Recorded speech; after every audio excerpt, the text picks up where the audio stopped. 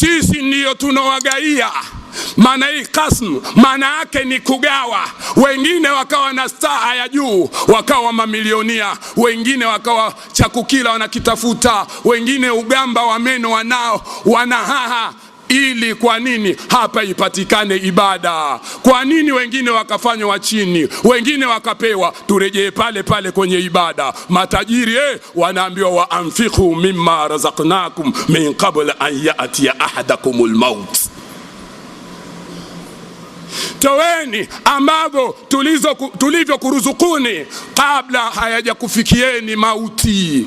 Kabla hamjafikiwa na mauti, wanatajiwa kitu gani? Wanatajiwa kitu ambacho matajiri na wengine masikini kinawatisha: mauti.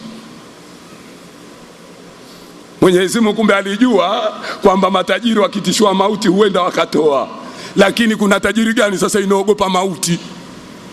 Mpaka aone anaumwa ndo anasema jamani niombeni fatha huko msikitini. Kufa hatuna fatha sio?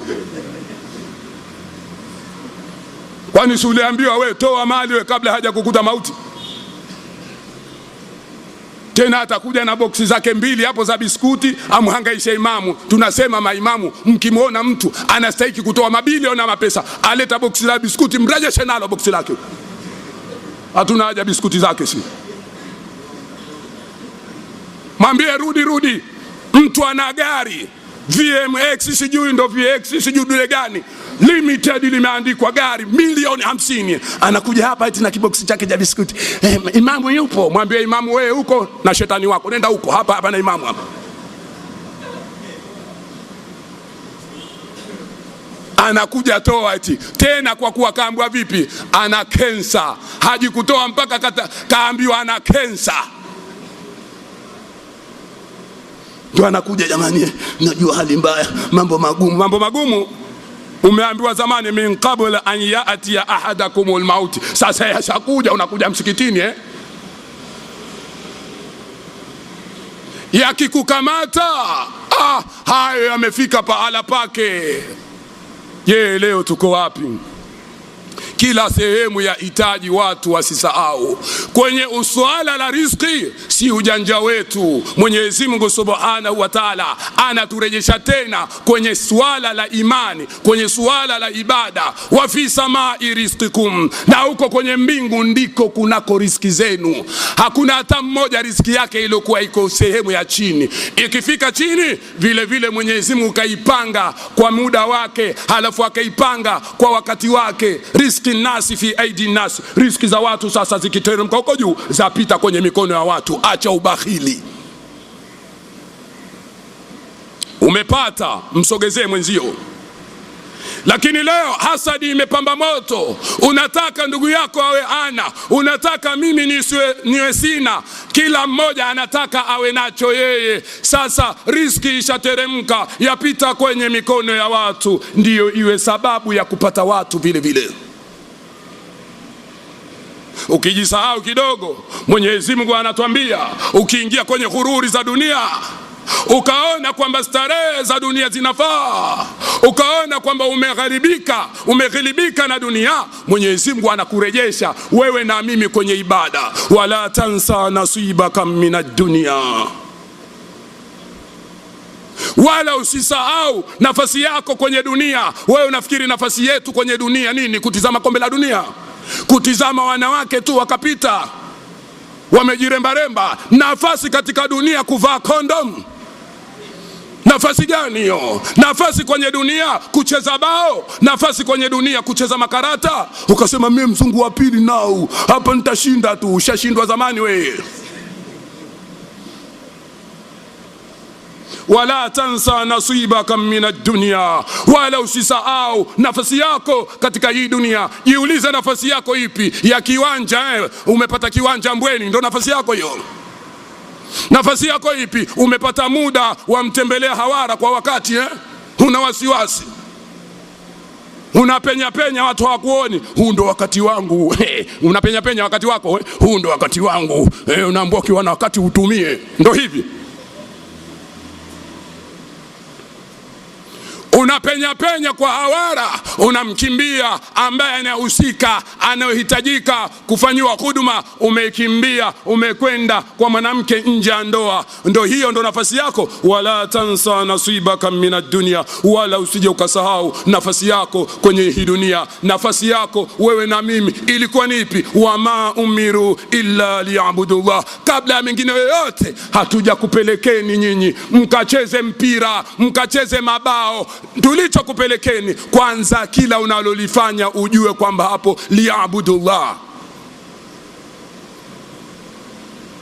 Je, jiulize, unapokaa maskani inapatikana liya'budullah? Inapatikana liya'budullah?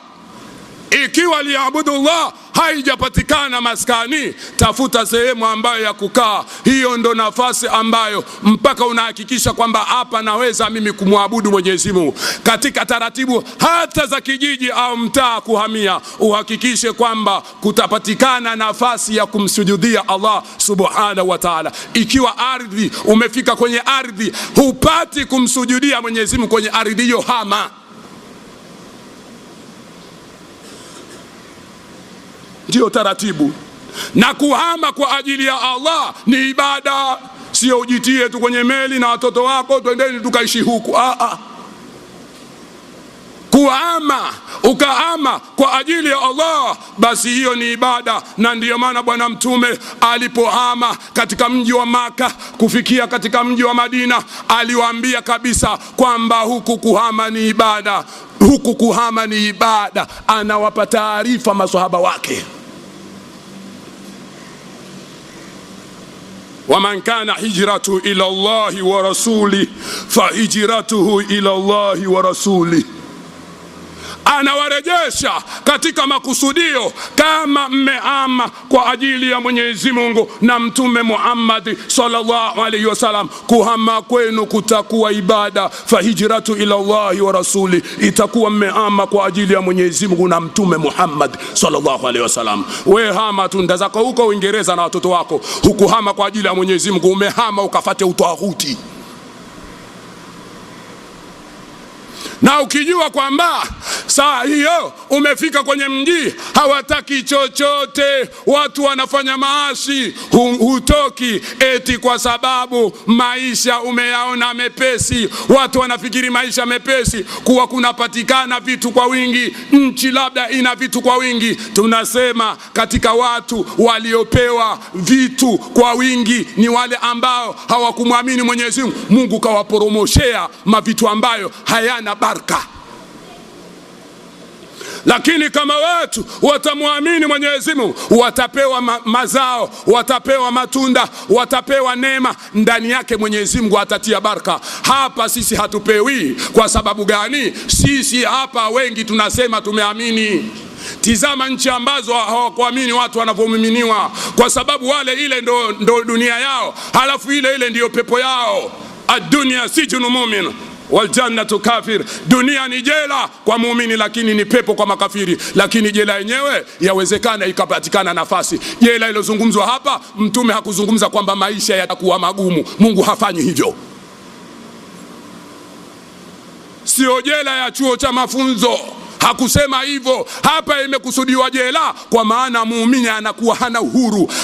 Hana uhuru, kapangiwa asizini, aoe, maana kafungwa, anafata utaratibu. Ndo jela hapa. Maana wengine wanafikiri tumeambiwa hapa jela tena tuwe hatuna maisha, sio tuko. Si kweli. Si kweli. Imezungumzwa jela kwa maana hatokuwa na uhuru muumini. Ndio anaposema Allah, wama kana limu'min wala almu'minatu idha qada Allahu wa rasuluhu amra an yakuna lahumul khiyaratu min amrihim.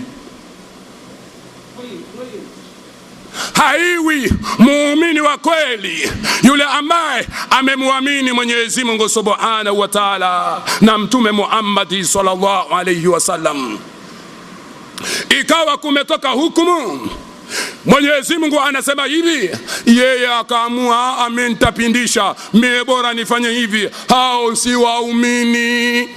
Na ndio maana wengine anakuambia kabisa, sisi hatuna Mungu, tuachieni.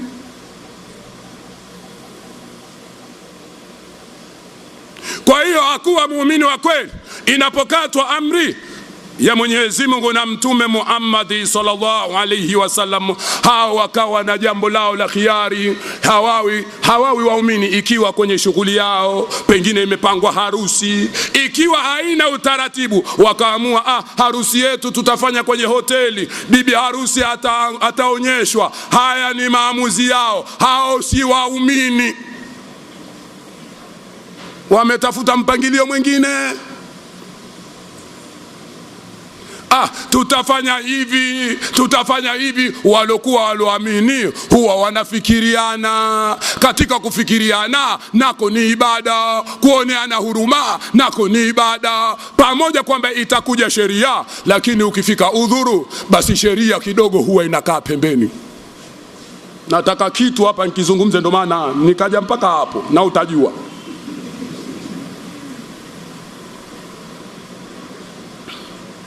Kwa hiyo, kwa mfano, wanawake wana haki zao. Katika haki zao wanawake ni magari. Wanaweza kusema hata magari yake apewe Boeing, apewe na magari Fuso, apewe na Maskania, apewe na hayo VX. Haki yake, hakukatazwa bwana, haki yake. Kwa hiyo hapo ajue kwamba kudai haki yake hiyo ni ibada mwanamke, lakini unaambiwa ifike pahala ibada ikutane na ibada na sheria mbele ya udhuru, basi sheria kidogo inatenguka. Hapa tunawafahamisha kina mama na wazee wanong'ang'ania mpaka sasa hivi vijana hawezi kuoa kwa sababu ya magari makubwa.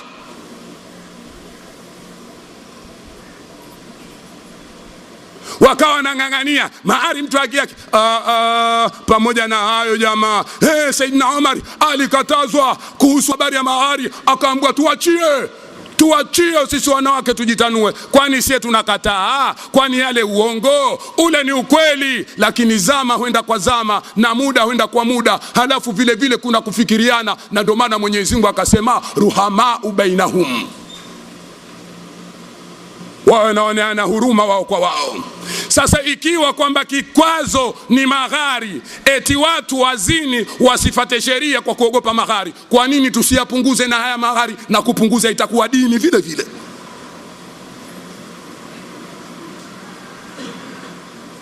Na kupunguza itakuwa ni mpango wa dini. Ruhamau bainahum, huoneane huruma wao kwa wao. Sisi tunatakiwa tuoneane huruma, na mwanamke anatakiwa atoe sadaka. Katika kutoa sadaka yao, basi tunawahimiza mmoja wapo wapunguze magari. Si walioambiwa atoe sadaka kwa wingi, walionekana motoni kwa wingi, wapunguze magari. Tunawaambia vijana waingie kwenye mkondo wa ndoa. Ikiwezekana hata shilingi 15,000 ujichukulie mzigo.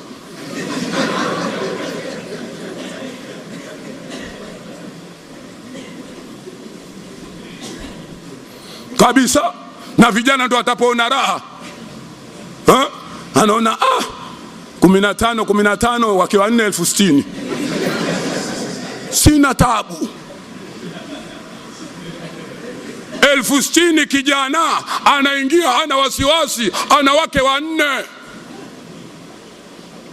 Sijui vitanda, kwani huyu anataka kumuoa atamlaza chini, na akimlaza chini hatopata kizazi.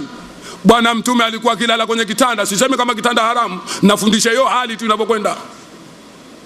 Na ukisikia magari ya juu wanawake waliokuwa kidai, unafikiri kama ya sasa hivi. Mtu mpaka anaambiwa alete baby carry na furniture. Mtu anadundiliza magari mpaka anaumwa.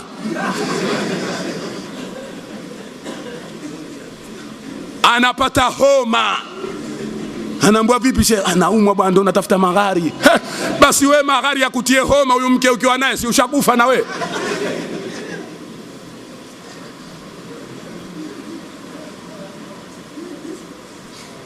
Haya mambo lazima tuyaweke sawa, tukae tufikiri. Sisi ni watu ambao Mwenyezi Mungu katuumba na akili. Wala tansa nasibaka minad dunya, wala usije ukasahau nafasi yako katika dunia. Nafasi katika dunia, kwanza lazima dini ipate nafasi, halafu tena kila anokwenda ya kwako yale yote yahesabike kwenye dini. Ukioa dini, na kila kitu dini, ukishughulika na ile dini, ukifanya biashara dini, hiyo ndo nafasi yenyewe.